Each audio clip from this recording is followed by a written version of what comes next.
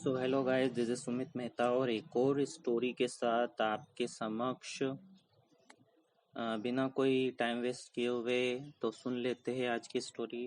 Title है story का दो मुंह वाली चिड़िया। नंदन वन में एक नन्ही चिड़िया रहती थी जिसके दो मुंह थे। ठीक है, एक वन था, फॉरेस्ट, वुड्स भी बोलते हैं जिसको। वहां पर एक चिड़िया रहती थी दो मुंह वाली। दो मुंह होने के कारण वह चिड़िया दूसरे पंछियों से बिल्कुल विचित्र दिखती थी, एकदम हटके, यूनिक। वह चिड़िया एक बरगद के पेड़ पर घोंसला बनाकर रहती थी। एक दिन वह चिड़िया जंगल में भोजन की तलाश में इधर उधर उड़ रही थी। अचानक चिड़िया के दाएं वाले मुंह की नजर एक लाल फल पर पड़ी। देखते ही उसके मुंह में पानी आ गया और वह तेजी से वो लाल फल खाने को आगे बढ़ी। देखो, दो मुंह था तो दायां वाला बात कर रहे हैं, यानी कि राइट साइड वाला। ठीक है। अब चिड़िया का दायां मुंह बड़े स्वाद से वो फल खा रहा था। बायां मुंह बेचारा बार बार दाएं मुंह की तरफ देख रहा था कि मुझे भी खाने को दे दे, लेकिन दायां वाला चुपचाप मस्ती से फल खाए जा रहा था। अब बाएं मुंह ने दाएं वाले से प्रार्थना की कि थोड़ा सा फल खाने को मुझे भी दे दो।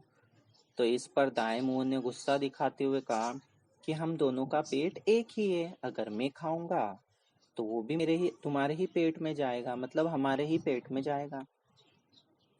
लेकिन उसने बाएं वाले को कुछ खाने को नहीं दिया, इतना कह दिया उसने, और कुछ भी खाने को नहीं दिया। वो बड़े चाव से खा रहा था। अगले दिन चिड़िया फिर से उस जंगल में खाने की तलाश में उड़ रही थी। तभी बाएं मुंह की नजर एक अद्भुत फल पर पड़ी जो बहुत चमकीला था। वह तेजी से उस फल की तरफ लपका। अब जैसे ही वो फल खाने को हुआ, तुरंत पास बैठे कौवे ने चेतावनी दी कि इस फल को मत खाओ, ये बहुत जहरीला है। यह सुनकर दायां मुंह भी चौंका और बाएं से प्रार्थना की कि इस फल को मत खाओ, यह हमारे लिए बहुत ही खतरनाक होगा। लेकिन बाएं मुंह को तो दाएं मुंह से बदला लेना था। उसने उसकी एक नहीं सुनी और चुपचाप वह फल खाने लग गया। कुछ ही देर में चिड़िया का शरीर मृत होकर जमीन पर गिर पड़ा। मृत में होना, मिस होना, मर जाना।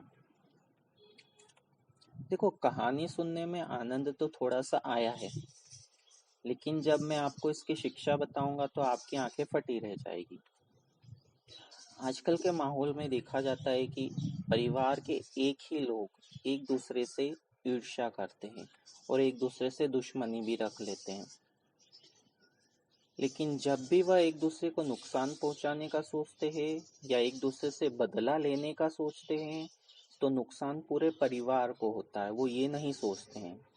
इसलिए एक दूसरे से मिलजुल कर रहें, क्योंकि अगर परिवार का एक भी सदस्य गलत काम करे तो उसका नुकसान पूरे परिवार को ही झेलना पड़ता है। यही इस कहानी की शिक्षा थी।